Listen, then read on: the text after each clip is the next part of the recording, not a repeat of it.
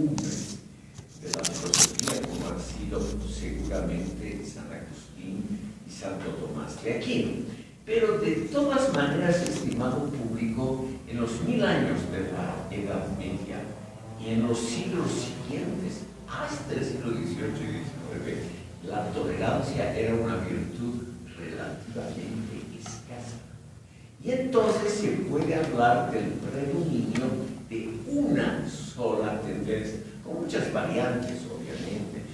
Por ejemplo, San Agustín es muy diferente teológicamente a Santo Tomás de Aquino, y Santo Tomás tuvo detractores abiertos como los nominalistas de fines de la Edad Media, pero todo dentro del marco de la campana enorme que era el cristianismo.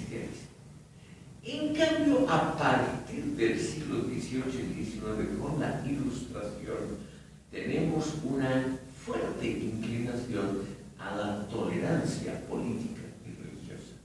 Y el postmodernismo es una tendencia, estimado público, que, lo reconozco claramente, tiene entre sus haberes positivos el hecho de la pluralidad de ideas y de tendencias. O sea, no trata de ser la verdad, como el postmodernismo en general es relativista. Es decir, no considera que hay una sola verdad siempre válida. Ese mismo postmodernismo influye y fomenta la tolerancia y el pluralismo de ideas, que creo yo, por eso lo enfatizo aquí muy claramente, que es uno de sus mayores méritos, o su mayor mérito. O sea, esa tolerancia con respecto a otras corrientes, porque las mismas tendencias postmodernistas reconocen que no hay una sola verdad, una sola tendencia filosófica, política, sociológica, historiográfica, que sea la válida. Y esto, estimado público, es algo en el fondo muy sano que quisiera aquí enfatizar, porque nosotros provenimos en América Latina de una tradición de pensamiento religioso y filosófico que es más bien proclive al dogmatismo. En los siglos de la colonia española, por ejemplo, aquí en el Alto Perú, no se permitió la difusión libre de ninguna otra corriente que fuera adversa a la teología católica. Muy rara vez, hacia fines de la colonia, surgieron muy marginalmente algunos pensadores opuestos al gran dogma religioso. Por ejemplo, aquí en el Alto Perú, este famoso pensador, hoy completamente olvidado, Victoriano de Villaba, que vivió largos años en La Plata, en lo que hoy es Sucre, y que ahí publicó su famoso alegato contra la mina y su teoría ¿por qué? Una teoría de filosofía de la historia, por qué España había perdido el predominio y por qué era necesario modernizar a España para que vuelva a tener la importancia que había tenido en los siglos XVI y XVII. Entonces, estimado público, nos encontramos aquí en el Alto Perú y luego en Bolivia con una, yo diría, propensión, o sea, con una tendencia, una inclinación relativamente favorable a una sola verdad.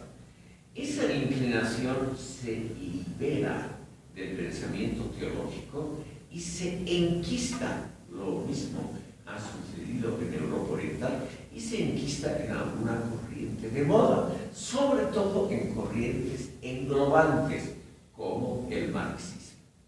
Entonces, aquí tenemos, seguramente en Bolivia, a partir de 1920, que fue la caída del gobierno liberal, lo que un historiador argentino que ha estudiado largamente a la sociología y a la mentalidad boliviana, Pablo Stefanoni, ha publicado varios libros en Bolivia, lo ha denominado como el magma antiliberal, Y ese magma antiliberal, magma estimado público, es una figura muy clara. Es lo que los volcanes echan en forma ardiente. Aquí lo opuesto, ya, este es el signo de opuesto.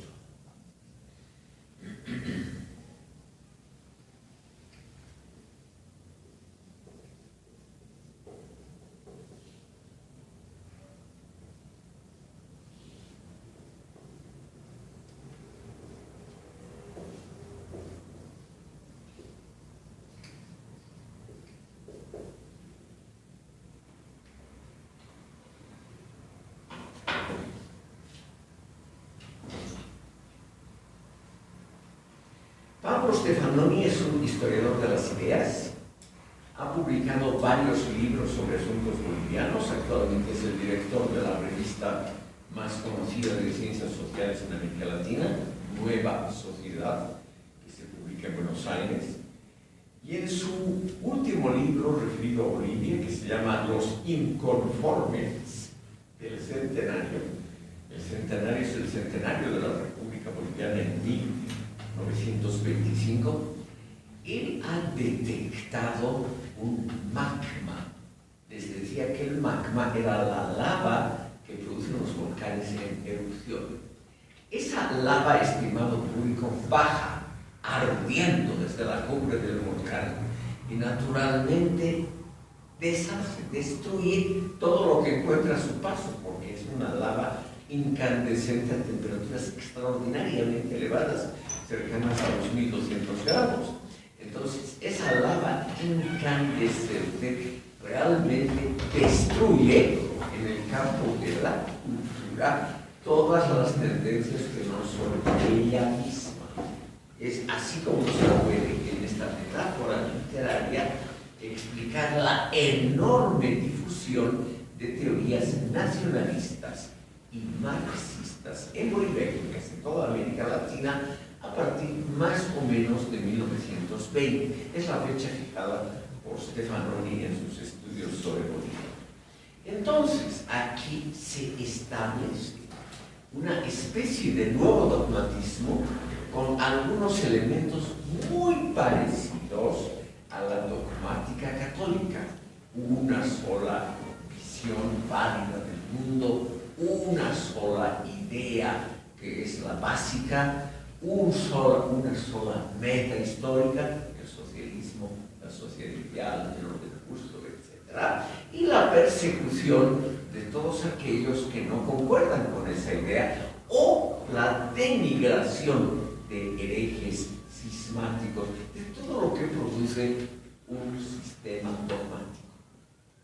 Entonces, según Stefanoni, más o menos estimado público hasta el fin del gobierno izquierdista de Hernán Siles Suazo en 1985, o sea, durante 2 generaciones, primó aquí en Bolivia ese magma antiliberal que por suerte está cediendo, entre otras cosas, debido a la influencia pluralista tolerante del postmodernismo. Por eso quiero yo enfatizar la importancia del postmodernismo, no tanto por sus propias consideraciones sobre cómo va el mundo, o sea, su propio, podríamos llamar, su propia estructura dogmática, sino por sus efectos, a veces no queridos. Y uno de los efectos es naturalmente la tolerancia, el pluralismo de ideas, etc. Termino este pequeño capítulo entonces enfatizando el siguiente aspecto, estimado público. Vivimos hoy, por suerte, en una época con una relativa libertad de ideas, pensamientos, escuelas, una diversidad de corrientes filosóficas, políticas, artísticas y la falta de una idea central que sea dominante y que por lo tanto tenga también la inclinación a perpetuarse como la única correcta. Con una enorme diversidad de ideas hay poco espacio para un solo dogma tendencia antidogmática, pluralista del antimodernismo del postmodernismo, se debe, estimado público, a la favorable influencia del escepticismo clásico. Lo vamos a ver en un momento, un pequeño detalle que me parece importante, que no pude mencionarlo en la sesión anterior. Y al mismo tiempo, estimado público, se debe esto a una proliferación de las más, para nosotros, de las ciencias sociales, históricas, filosóficas, a la proliferación de los más curiosos elementos en este mundo contemporáneo. Y uno de esos son los efectos a muy largo plazo de la teoría de la relatividad de Albert Einstein, sobre todo en esa su estructuración muy interesante dentro de la física teórica, que es la física cuántica. Como no entiendo yo casi nada de estos temas, no me meto a ellos, sino solamente menciono a ustedes las consecuencias para el pensamiento social, para el clima filosófico que ha tenido esto. Porque esa física cuántica aplicada a la filosofía tiene aquí en Bolivia un cultor muy importante. O sea, hay un autor que se ha dedicado a demostrar, estimado público, y es uno de los postmodernistas más importantes del país, Javier Medina.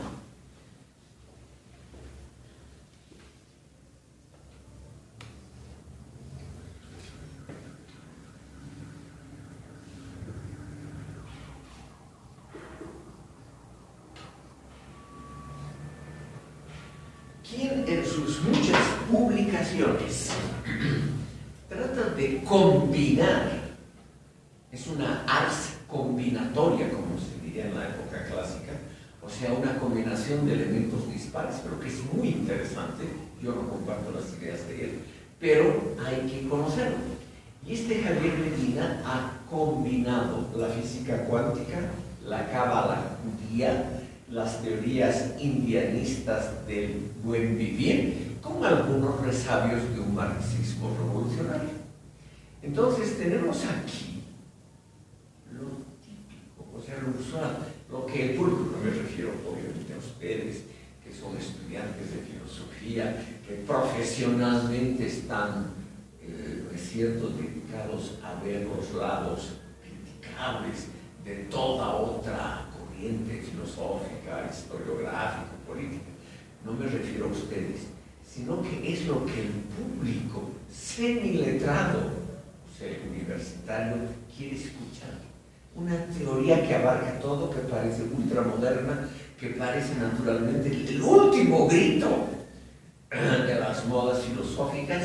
Y Javier Medina, al combinar la física cuántica, quien que sea no físico, o sea, que no pertenezca al campo de las ciencias naturales, puede arrogarse el decir que esta física es válida o no, si tiene vigencia o no en otros campos. Es extremadamente difícil para un lego decir algo sobre la física cuántica. Y si aquí el señor Javier Medina, en forma doctoral, nos dice que la física cuántica se puede combinar espléndidamente bien con el pensamiento indianista, con la cábala judía, etc., es muy difícil rebatirlo.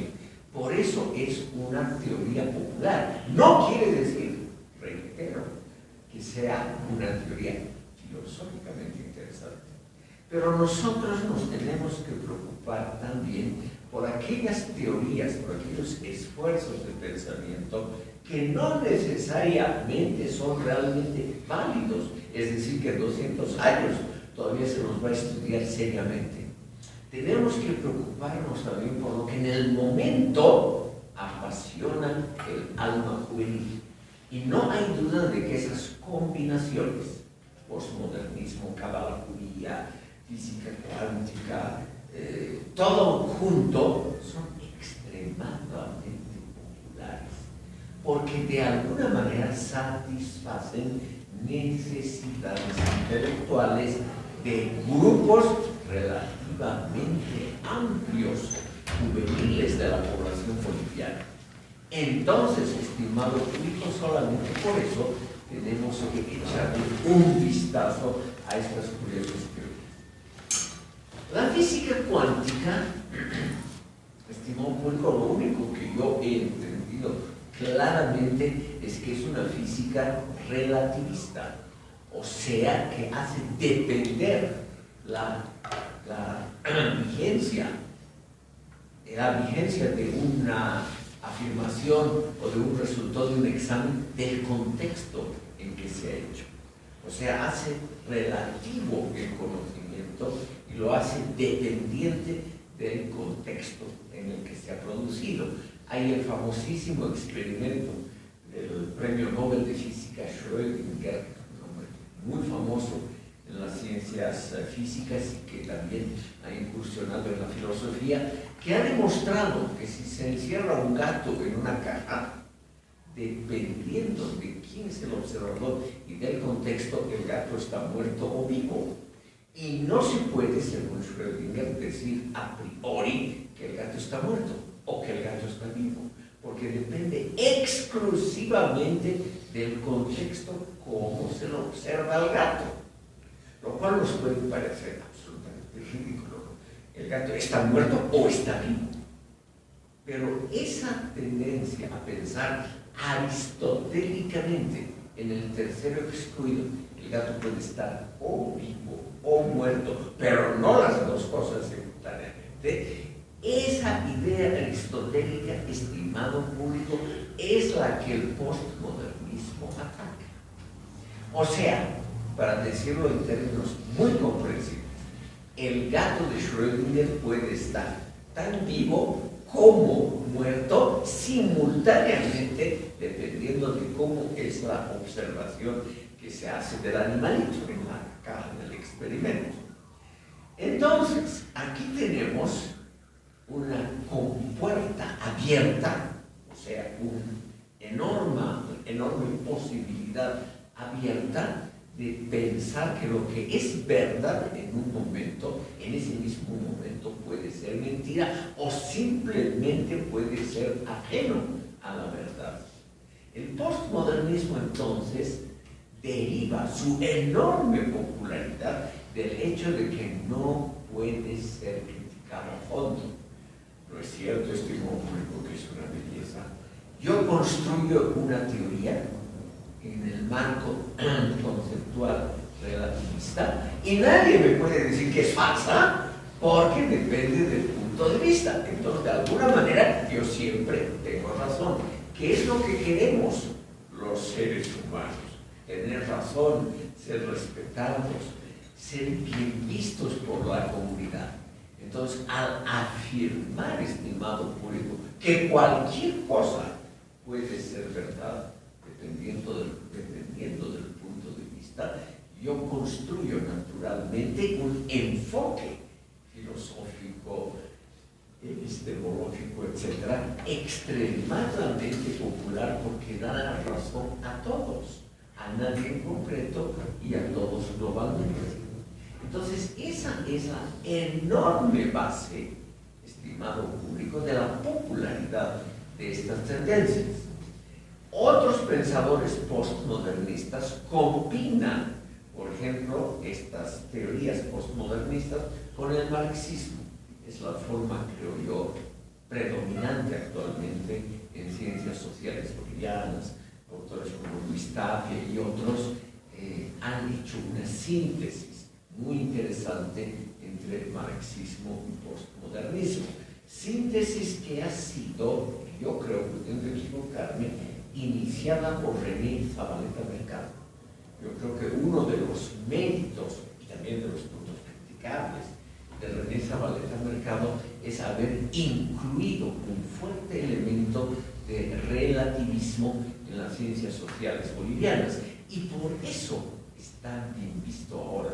Yo creo que la popularidad de René Zavaleta Mercado dimana, es decir, se desprende de esa posición relativista que él muy tempranamente murió en 1984, que él tempranamente postuló como un avance de las ciencias sociales latinoamericanas. Quiero mencionarles, estimado público, que estas tendencias relativistas no son tan nuevas.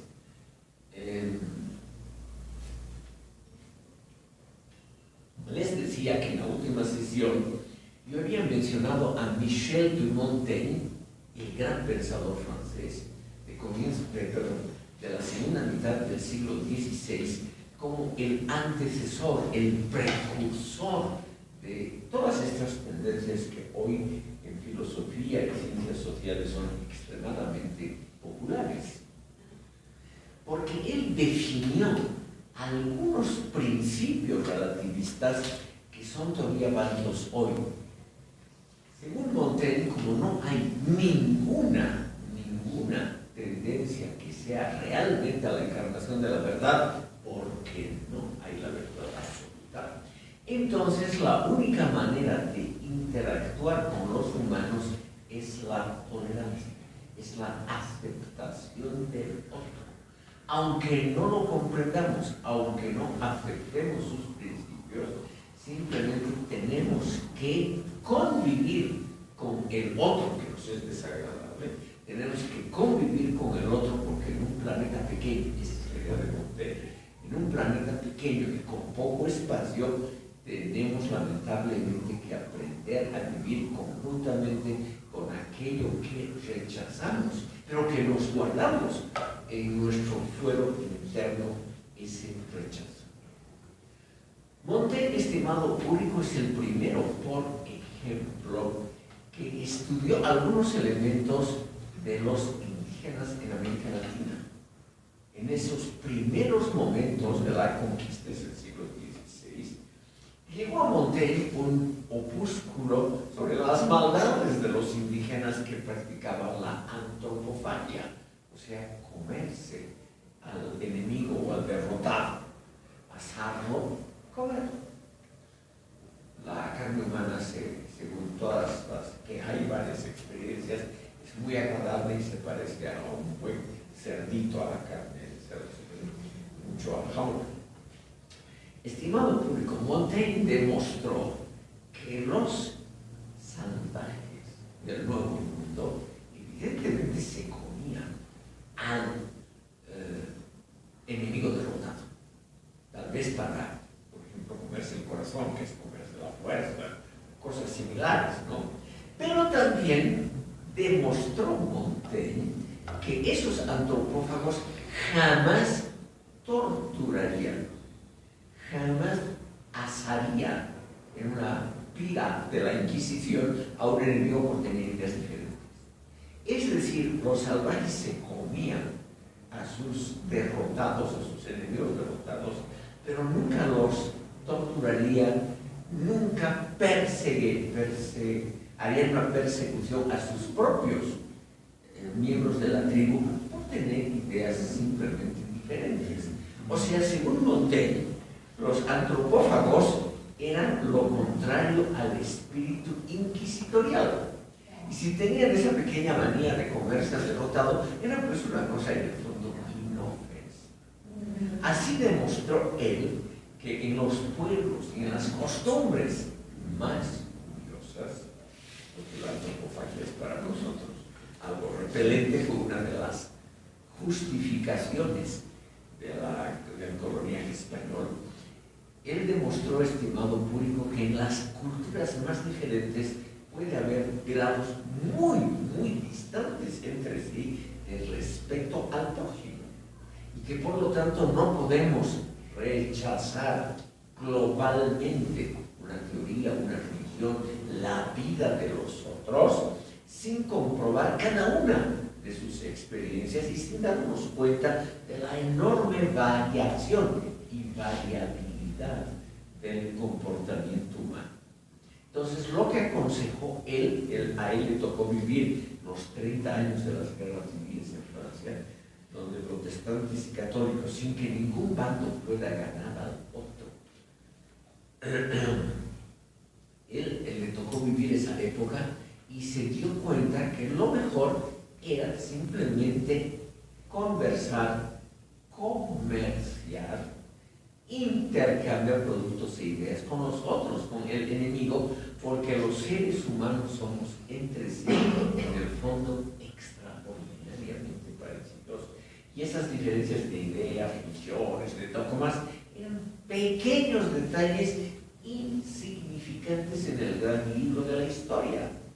De Montaigne es la famosa imagen en 1000 años, cuando Dios, que a veces hace un repaso de la creación, repase la época del siglo XVI, la época de las guerras de la religión, y se sorprenda de que sus hijos, los cristianos, se maten mutuamente, seguramente va a ser uno de los elementos que Dios no va a comprender. Cómo los que se dicen cristianos y practican su religión, en el fondo no han comprendido el mensaje evangélico de amor efectivo al prójimo. No amor verbal, sino amor efectivo al prójimo. Ahí tenemos entonces, estimado público, digamos, a uno de los más importantes representantes del antidogmatismo, del pluralismo cultural e ideológico en el siglo XVI, y por lo tanto uno de aquellos que han fructificado enormemente el pensamiento filosófico de la tendencia escéptica. Él propuso entonces, en eso hemos terminado la sesión anterior, la abstención de juicios valorativos, algo que posteriormente se ha convertido en algunas tendencias, en tendencias importantes. Max Weber es el gran propugnador de la abstención de juicios valorativos en las ciencias sociales, porque no se puede tener la seguridad de que detrás de uno esté realmente la visión correcta. O sea, no podemos tener esa presunción de que la verdad está siempre de nuestro lado. Además, estimado público, Montaigne dijo que todos nosotros jugamos simultáneamente varios papeles. Esta es otra idea muy interesante, típica del postmodernismo actual. Nosotros, estimado público, en nuestra vida tenemos necesariamente que actuar en diferentes roles y funciones. Y al actuar en diferentes roles y funciones, comprobamos que todas ellas tienen una justificación y una verdad, que no es así que una sola es la correcta. O sea, todos nuestros roles son igualmente válidos. Por ejemplo, cuando él mismo, poniéndose en Montaigne como ejemplo, él llegó a ser alcalde de Burdeos, que en esa época era la tercera ciudad más grande de Francia. O sea, un tipo importante en la política. También fue mediador en la guerra de la religión, y la idea de él, que la voy a explicitar ahora mismo, es la que se impuso finalmente. Él dijo, cuando era alcalde de Burdeos, el alcalde y Montaigne son dos personas que deben ser diferenciadas cuidadosamente. O sea, lo que hago yo, Montaigne, como alcalde, no es necesariamente lo que haría yo como ciudadano, Montaigne. A veces como alcalde tengo que hacer barbaridades o aprobar tonterías que yo en otras circunstancias criticaría. Por lo tanto, y aquí él instauró el principio de la crítica a las funciones de alcalde. Por lo tanto, dijo él, a mí me encanta cuando la población me critica, no cuando me alaban. Cuando me alaban me tratan infantilmente, me dicen, qué bien hermanito lo has hecho, sigue así. En cambio, cuando me critican me toman en serio y señalan lo que yo podría modificar para crecer intelectualmente. Entonces, estimado público, estamos aquí ante una función muy interesante de la que se puede mencionar como la diversidad de pareceres que tenemos todos nosotros, y reconocer que todos nosotros en diferentes momentos, en diferentes roles y funciones, podemos comportarnos de forma que a un tercero le parece contradictoria, incongruente, y en el fondo no es así. La verdad es que jugamos roles diferentes a lo largo de la vida. Por lo tanto, cuando esta noche sus esposos, amigos, amantes o femeninos les digan a ustedes, te contradices, eres incongruente, ayer has dicho otra cosa y hoy vienes con otra historia, ustedes pueden claramente decirles, es la cualidad humana por excelencia. Lo bueno es que somos plurales, lo bueno es que podemos contradecirnos y ser incongruentes a primera vista, porque nuestra personalidad no es la que siempre es idéntica a sí misma, sino nuestra personalidad es la suma de las incongruencias humanas. Esta tendencia también puede ser criticada, estimado público. La Escuela de Frankfurt ha criticado a Montaigne brillantemente. Uno de los ensayos más famosos de Max Horkheimer es demostrar que esa tendencia del desdoblamiento de responsabilidades puede santificar, legitimar a veces medidas, por ejemplo, arbitrarias de un gobierno, al decir yo he apoyado esa medida como ministro, pero como ciudadano no estoy de acuerdo. Claro. Entonces también esta posición es obviamente criticable. Yo solamente les menciono que la Escuela de Frankfurt ha tratado de combinar esa posición con otra un poco más elevada para evitar los efectos negativos políticos del desdoblamiento de funciones. El otro elemento importante, estimado público, es el hecho de que poco a poco, por lo menos en Europa, la gente se dio cuenta ya tempranamente en el siglo XVI de que no valía la pena luchar por una verdad. Porque en primer lugar, la verdad de uno siempre está contrapuesta a la verdad de otros. Y en segundo lugar, porque los gastos, costos, esfuerzos de esa lucha, aunque uno tenga razón, generalmente no compensan las pérdidas que tiene uno en esa lucha. Entonces, la constatación es clara: la lucha por la verdad absoluta, es una lucha insulsa, es una lucha que a largo plazo no rinde frutos, porque los esfuerzos que uno hace por impulsar la verdad, aunque uno realmente la tenga, los gastos son mayores que los resultados.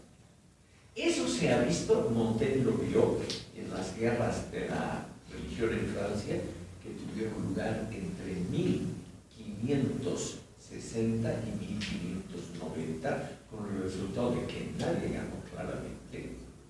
Por una de esas carambolas históricas, dos pretendientes al trono, Enrique III y Enrique IV, representaban dos tendencias.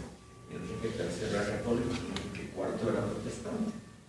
Al morirse inesperadamente Enrique III, los derechos a la corona recayeron totalmente en Enrique IV, que es el fundador de la casa de los Borbones en el trono francés.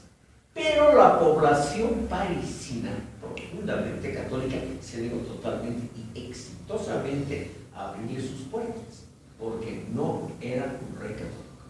¿Qué hizo entonces Enrique IV? Aconsejado por Montaigne. Y aquí ven ustedes cómo funciona la filosofía en la praxis política más elemental. Él le dijo una sola frase, que es la que repitió Enrique IV. París bien vale una misa católica. Entonces, conviértete nomás al catolicismo. Entra a París, vas a ser coronado rey, y en el fondo tú puedes mantener tu religión. Pero de boca para afuera, tranquiliza, es una población enorme, París, tranquiliza a esa población católica diciendo que se hizo bautizar públicamente con el rito católico, diciendo que te has convertido al catolicismo. Ríete de tus propias creencias. Y eso es lo que hizo Enrique IV, que inmediatamente después, en 1590, estableció el famoso Edicto de Nantes. Mediante ese edicto es el primer país en la historia que establece legalmente la libertad de cultos, no solamente el libre ejercicio de los cultos, sino el hecho de que la administración pública no puede denegar el ingreso a nadie por razones de su religión.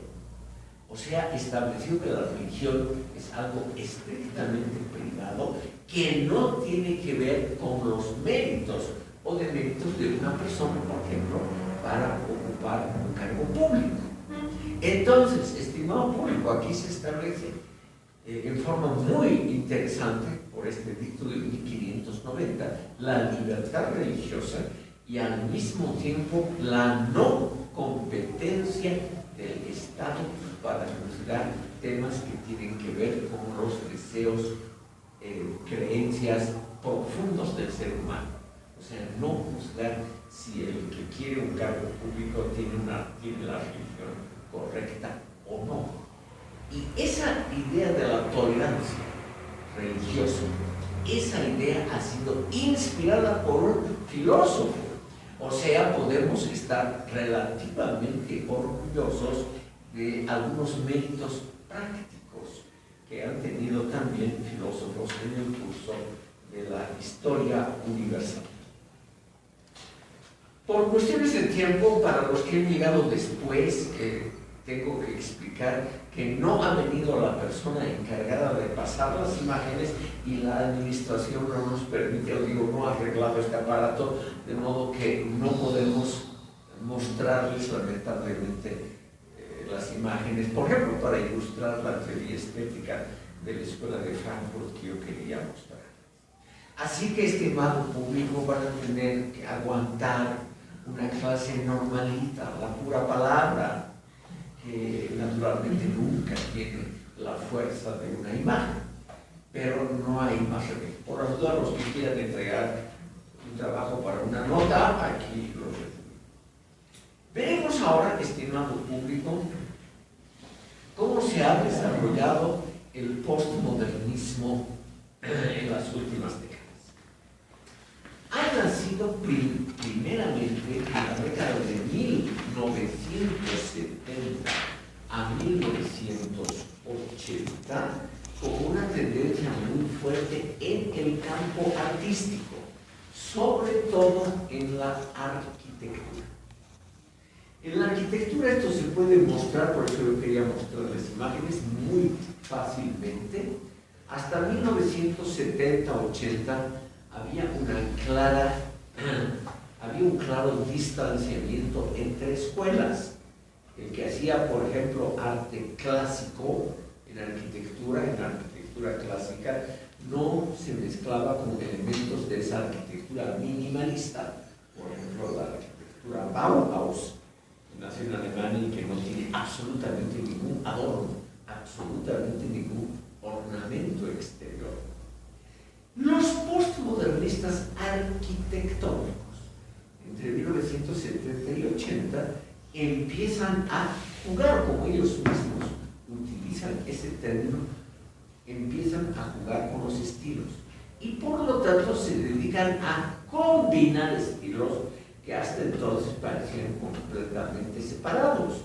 En un edificio minimalista le ponen nomás un frontis, o sea, unos elementos como nuestro parlamento aquí con unos pilares griegos, o combinan el estilo barroco, por ejemplo, que tienen muchas edificaciones religiosas, con elementos de un arte minimalista en otra parte del mismo edificio.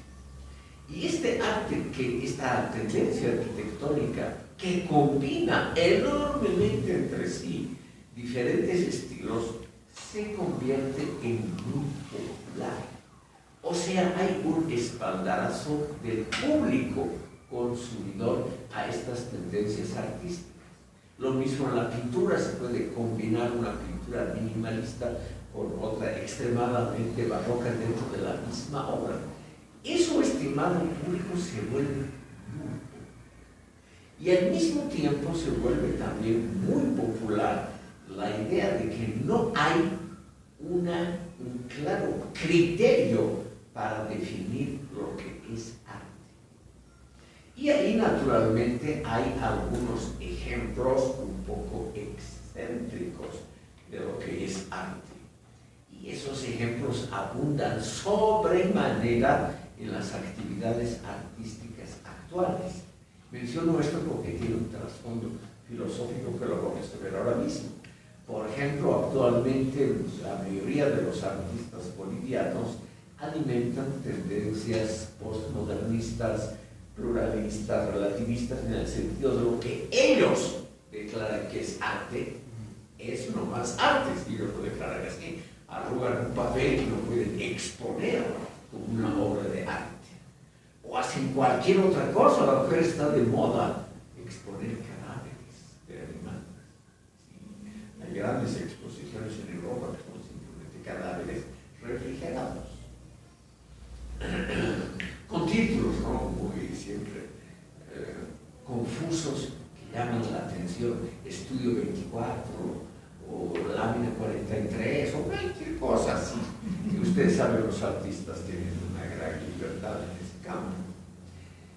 Mario Vargas Llosa ha escrito un hermoso ensayo donde demuestra también, estimado público, que estas exageraciones pueden encubrir la falta de verdadero talento artístico entre pintores y escultores. O sea que se puede cualquier cosa, restos de excrementos, este es el título de Vargas Llosa, muy bello artículo, o cositas de arena, o cualquier cosa. Si el artista lo declara arte, el público tiene que aceptar que eso es arte, y muchísima gente obviamente reconoce así. Entonces se presenta, por ejemplo, un lienzo completamente blanco o completamente negro como una obra de arte. ¿Quién entre nosotros, los legos, puede decir que no es arte? El artista puede decir que el lienzo completamente negro es una representación de las maldades del hombre, del infierno o de la nada, del sinsentido de la existencia. Cualquier cosa puede decirse. O de un lienzo blanco, también lo mismo, ¿no? Entonces, ¿qué somos los legos para criticar eso?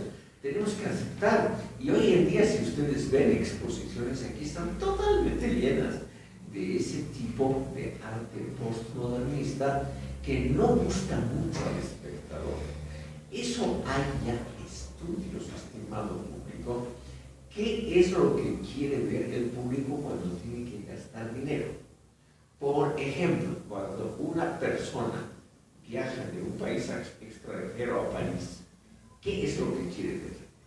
Esa persona hace un ranking, una escala de gustos, de preferencias, y gasta su escaso tiempo y dinero generalmente para ver lo clásico, lo que ha sido aceptado por todos, lo que de alguna manera ha sido elevado a la categoría de arte por la tradición histórica, por las grandes teorías. Y esa persona que, por ejemplo, de Bolivia va a París con escasos recursos, solamente 4 días, etc., no va a ir a visitar una galería donde hay solamente arena en exposición, o cadáveres, o lienzos blancos, aunque tengan nombres rimbombantes, aunque tengan explicaciones, porque los artistas actuales son muy dados a hacer explicaciones filosóficas muy amplias sobre, en el fondo, que es lo profundo que quieren, lo profundo que los legos no entendemos sobre, lo profundo que es el lienzo blanco, el negro, cualquier burrada por el estilo. Para eso, estimado público, hay un público muy pequeño. O sea, la gran masa de la gente que invierte tiempo y dinero se va a ver lo clásico, es decir, lo que ha sido de alguna manera santificado por la tradición. Solamente muy marginalmente alguien va a ver esas galerías de arte ultramoderno que son para el mercado local. Ahora, tienen siempre público pagante, esos experimentos pictóricos y escultóricos. ¿Qué se deriva de esto, estimado público?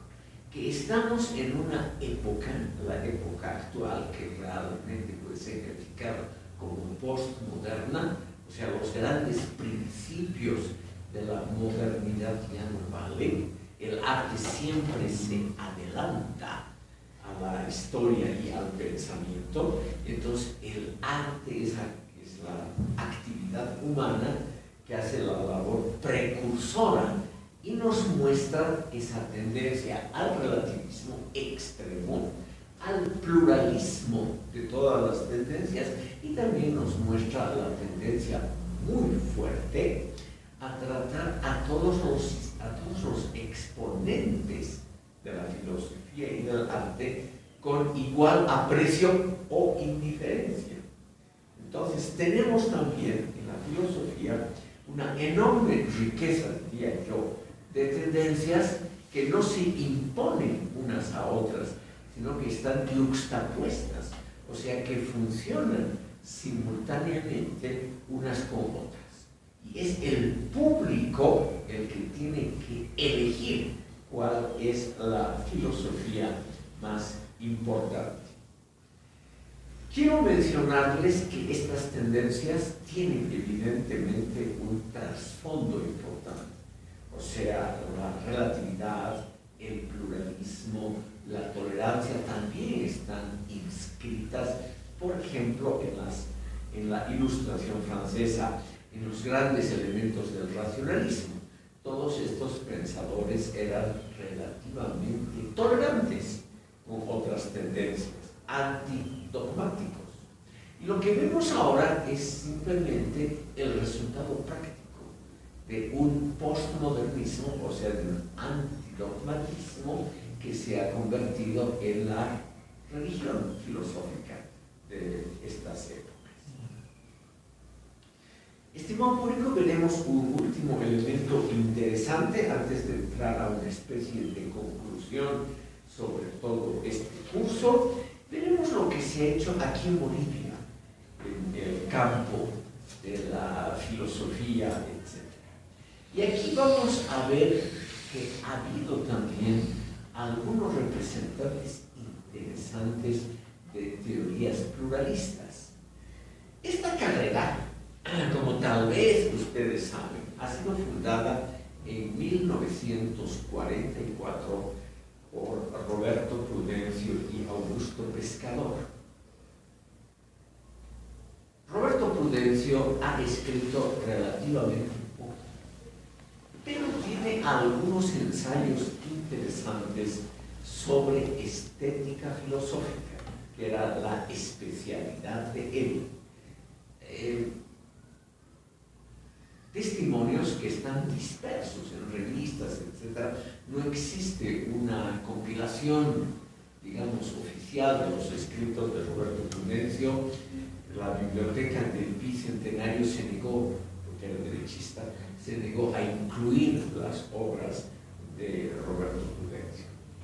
Y tiene esa fama de derechista en realidad por un error de él, no un error, por un exceso de celo administrativo que les voy a contar, porque es el trasfondo de una anécdota de filosofía postmodernista.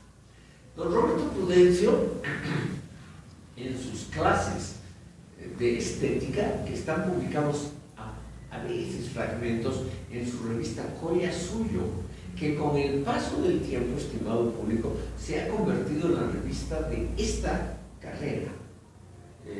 Lamentablemente, como veo por las caras de incredulidad de ustedes, seguramente no han tocado siquiera un ejemplar de la revista Colla Suyo, editada por esta carrera.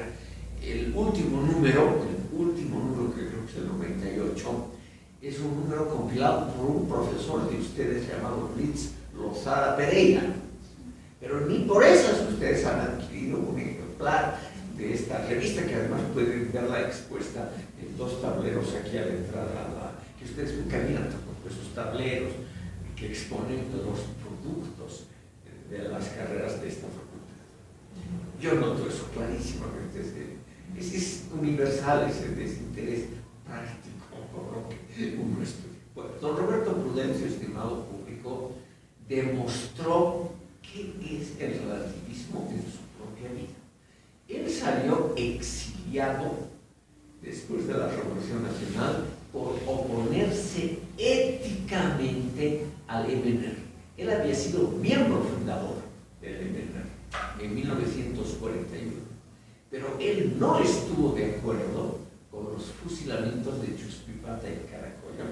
Siendo diputado de la Convención Nacional bajo Villarroel, él se separó del MNR y cuando el MNR llegó al poder en 1952, lo persiguieron y lo mandaron al exilio. Él volvió del exilio después de la caída del MNR, en 1967 volvió por Roberto Prudencio. Y él volvió con el aura de un gran pensador progresista. En Chile había hecho una labor muy buena, era brillantísimo como expositor y bastante malito como escritor, que a veces es lo usual, también lo opuesto también puede ser muy usual. Don Roberto Prudencio, como tenía esa fama de hombre muy culto, de que sabía muchísimas cosas, al filósofo en esas épocas, imagínense, hace 50 años o más, se lo consideraba un sabio a la antigua, o sea, un hombre que sabía de mucho y que por lo tanto podía hacer cualquier cosa. Entonces, el gobierno de Barrientos le crea un ministerio de cultura e informaciones, lo que ahora es una función separada del vocero del gobierno y el Ministerio de Cultura. En esa época se crea un solo ministerio con ambas funciones justamente para él. Tiene la mala suerte, para que vean ustedes que la historia también está jalonada de eventos de mala suerte, tiene la mala suerte de que a los pocos días de nombrado ocurre la llamada Matanza de San Juan, que justamente hace pocas semanas se ha conmemorado. Como seguramente no se han enterado ustedes, les refresco la memoria diciendo que en 1967 hubo una matanza de obreros en las minas de Catá, Villayabo, etcétera, porque los mineros declararon territorio libre de América y solo en forma verbal ofrecieron apoyo a las guerrillas recién descubiertas de Che Guevara. El gobierno mandó estúpidamente una fuerza armada que, para asustar a los obreros, empezó a matar gente. Hubieron 20 o 30 muertos absolutamente inocentes por esa tendencia a amedrentar con sangre. Los líderes de la oposición, que era muy pequeña en el Parlamento, hicieron sin embargo una interpelación parlamentaria. Y a esa interpelación el presidente Barrientos mandó, no a su ministro del Interior, sino se le ocurrió, un filósofo sabe todo, se le ocurrió mandarlo justamente a Prudencio, como además era ministro de Informaciones, tenía una cierta lógica. Lo mandaron a la interpelación a don Roberto Prudencio. Y don Roberto Prudencio, en lugar de hacerlo razonable, hubiera aconsejado Montaigne, o sea, no comprender también el deseo de la oposición, don Roberto debería haber dicho: vamos a investigar hasta las últimas consecuencias, caiga quien caiga, no sé nada, no estamos todavía bien informados sobre ese lamentable incidente en Catán, pero obviamente vamos a investigar y vamos a castigar a los culpables, etc. Hubiera quedado muy bien diciendo eso, ¿no es cierto? Hasta las últimas cosas que se dicen aquí que no significan nada, hubiera quedado muy bien, don Roberto. Pero lamentablemente actuó como un filósofo, es lo que él cuenta, estimado público, en un ensayo. Él dijo: yo voy a defender la verdad, cueste lo que cueste. Y entonces dijo las famosas palabras: sí, señores diputados, hemos matado.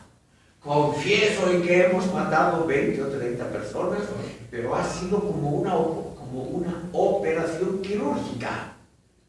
hemos amputado el miembro gangrenado, que ya no servía para nada estas muertes de los mineros, para salvar el cuerpo sano de la razón. Esa burrada, estimado público, cayó no solamente a los interpelantes, sino a toda la sociedad boliviana, que yo extraordinariamente mal, y naturalmente el propio presidente Barreto lo echó, porque eso ya es una burrada. Pero claro, debería haber dicho, como les dije, no sabemos, vamos a investigar, cualquier cosa así.